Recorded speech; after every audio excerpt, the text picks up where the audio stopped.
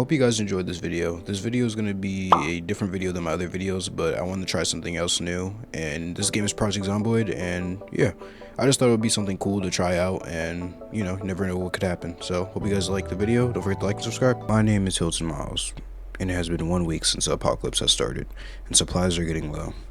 I live in a town called Maljaw. The electricity will be shutting off soon, and so will the water. It was me and my son, but now it's just me in this broken world. I knew that I would have to leave my home due to zombies roaming around my neighborhood. As if the zombie apocalypse wasn't enough, the irony of being deaf in a time I needed to hear the most. I lost my hearing in the war. That wasn't supposed to follow me home, but turns out it did. It waited, and when the world ended, it took my son with it. Before I was in the army, I loved to hunt, but since my sense of hearing was gone, it made things not impossible, but hard. Other than me losing my hearing, there were benefits of being a veteran, like being strong, fast, and amazing vision to make up for not hearing a single thing. As bad as it sounds, or it will sound, I didn't know how to protect my son from this new world, but I told myself I would adjust, adapt, survive. I just didn't do it fast enough, so now I survive every day. Every day I wake up is a debt I haven't finished paying. And that's when I knew it was time for me to leave home.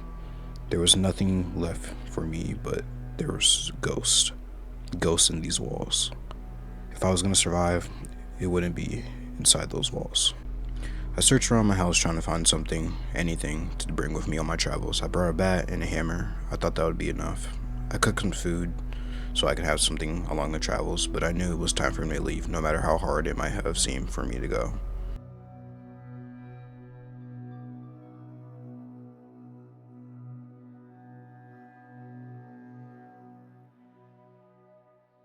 This had been my first time ever leaving, but I knew I'd have to search other houses for supplies. I would have to use the skills that I've learned and use it to survive, no matter how bad it may seem or what I had to do. I knew I owe it to my son. As I looted, I didn't know if I ever tripped the alarm to the house, if more zombies were coming nearby. I didn't know anything. Only time I could see if something was happening was if I could literally physically see anything. Anything from hearing was completely out of the question. I just had to hope and see if I could react fast enough if anything did happen.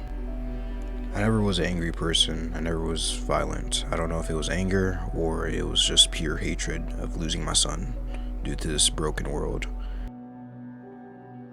As I made my way more throughout the neighborhood, I knew there was more zombies. I couldn't hear them, but it was a feeling. Every single time I would take down one, I just knew there was another one coming. I would see them fall over fences. I would look over and see them slowly crawling or walking towards me. But it wasn't until I seen this. A car, something that wasn't there before. And even better, a person. I didn't fully trust him, but at the same time, I needed his help, whether I liked it or not. I looked around, making sure there was any other zombies. I helped him take down one zombie. Maybe it was a sign of agreement, one that wasn't spoken, one that didn't need to be heard, but it was an agreement. We worked together and took out the zombies one by one. Due to me not losing my hearing until the war, I still could speak to an extent. I told him that I was deaf and pulled out a notepad. I could see that he was talking. Luckily, I could read lips to a certain extent as well. As he was talking, he asked if I wanted to go with him, if I wanted to work together. I was skeptical at first, of course, but then I thought back to my son and what would he want me to do to survive this world and not trying to do everything on my own. So I agreed, and we decided to work together from here on out. We agreed to go in our separate ways for now to loot other houses, and we would meet up around the car in a little bit. Most of the time I looted the houses, I just grabbed whatever I could and put it in my bag, because I knew later on in the future it would probably be hard to find these.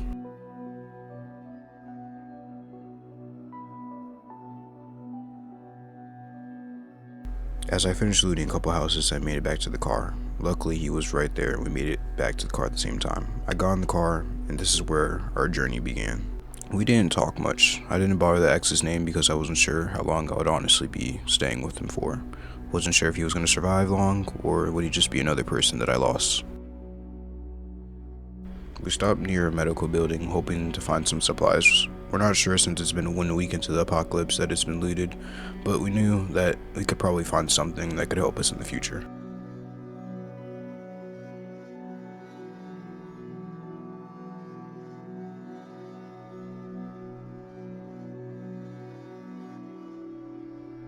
Half the time, like I said, I was just stuffing stuff in my bag, just trying to figure out if I can grab as much stuff as possible, and I would figure out later on if it was worth it or not to toss.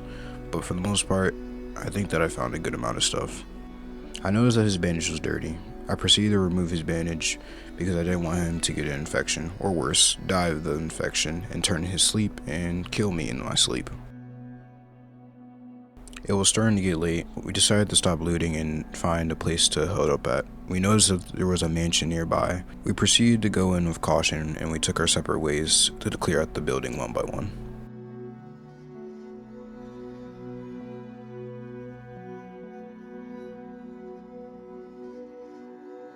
The man tapped me on my shoulder, letting me know that we needed to cover up all the windows to avoid catching the attention of other zombies. He also mentioned removing all the bodies of the undead to avoid having to smell that horrible smell. It was starting to get late, and I was starting to get tired, and I could notice he was getting a little bit tired too. I signaled to him that I was going to go to sleep, and he let me know he was going to go to sleep too.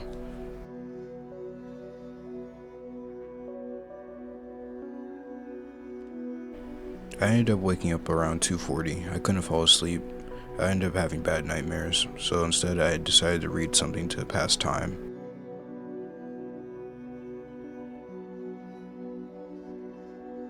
Around 4 o'clock I decided to go downstairs and get something to eat.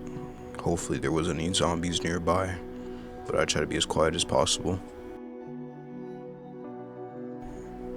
The man walks into the dining room and places the ID on the table. It reads own killing. I look up at him and look at the ID and realize it's his. He walks over to the other side of the table, and as I read his lips, I notice he asks, "What's my name?"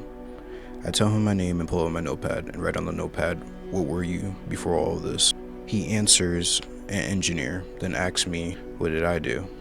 I hesitated before I answered and told him I was a veteran. He was surprised and nodded. Owen asked to see my notepad, and as he wrote on the notepad, he was writing something. He proceeded to say he's going to go out scavenging and that we should split up. I nodded my head and agree. There was one thing I liked about the apocalypse. Even though I was deaf, there was a certain amount of quietness, if that makes sense. It was quiet, it was peaceful. It was something that you wouldn't be able to have in the real world. It was just like you were the only one in the world, and all you had to do was just survive. There wasn't rich, there wasn't poor. All there was survivors. As I was looting one of the houses, I found a toy car. It reminded me of my son, so I decided to keep it as a reminder.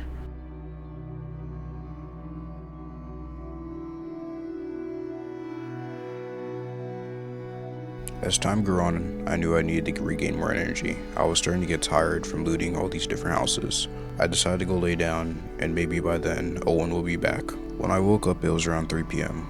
I walked out the house and I seen Owen sitting outside. He ended up dropping a bag on the ground. It wasn't my favorite color, but I appreciated it. As I was looking at Owen, I realized that his clothes had changed. He had found some new clothes. Looking at mine, I knew that I needed to eventually get some new clothes.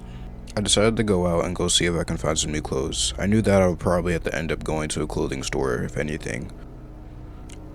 I proceeded to make my way to this one house. I wasn't sure if I would find anything. When I proceeded to loot the house, I found something that was worth my while. When I made it to the basement of the house, I was greeted by a disgusting smell. As I walked in, there was a zombie hiding in the corner.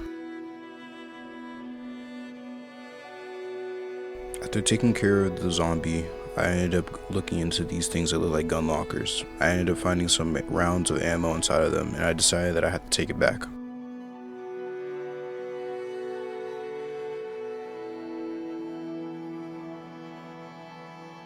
When I made it back to the mansion, I proceeded to store the ammo inside of a room across from me and Owen's room. I thought it would be quick and easy to get it just in case of an emergency. Transferring the ammo from the house over to the mansion made me tired and really thirsty, so I decided to take a second to rest and then go get something to drink.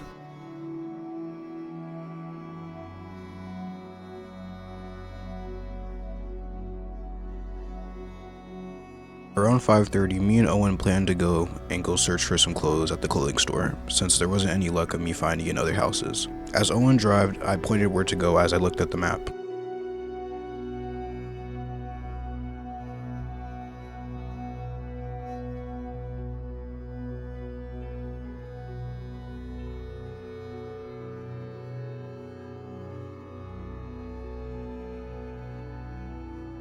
We finally arrived at the clothing store. It looked like there was some zombies around and inside of it, but we didn't mind having to take care of it.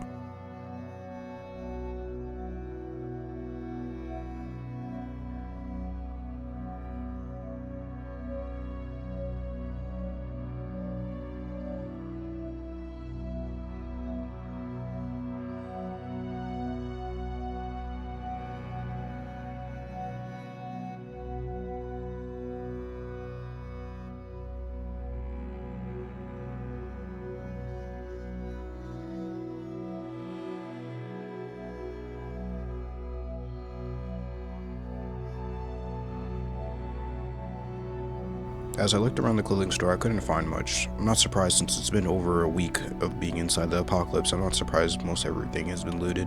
As I was about to leave, I saw a note on the window of the door saying that there was a horde coming nearby. Owen must have left it, and he said that he would be drawing away the horde.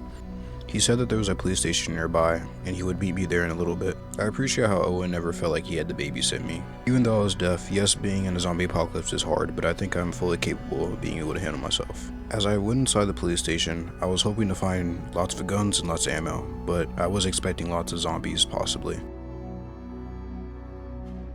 I heard a zombie banging on one of the doors in the police station. I ended up killing it, and I realized that he had a shoulder holster, and he also had a uniform and a gun on him. It was time for me to ditch those old clothes, and I finally had a sense of peace. The more looting I did, the more clothing I found. The police station didn't have as much zombies as I thought there was, so maybe this is a safe spot, or it could be an ambush. All I know is I didn't want to stay here for too long. I didn't know when Owen was going to get back, and I still wanted to find the armory. It took me a while to find the scale of the building, but I finally made it to the armory. The door, I thought it was going to be locked, but instead, it was open. The armory ended up having lots of guns, lots of body armor, and some holsters. It was definitely enough for me and Owen, and I just couldn't wait until he would get back. I'm pretty sure that we weren't going to grab everything, but we would just stuff enough in the car that we could take back, or take what we only needed. As I left the army, I realized that there was a downstairs area I didn't check. I decided to go down there and go check to see if there was anything worth looking for or saving for Owen. As I turned the corner, I saw a strange shadow, but it was just Owen. I signaled to Owen to follow me so I could show him the armory, and then we can get him geared up. Me and Owen spent the rest of the night trying to figure out what other stuff we would want to grab around the police station. But once we did, we ended up going to sleep in one of the jail cells.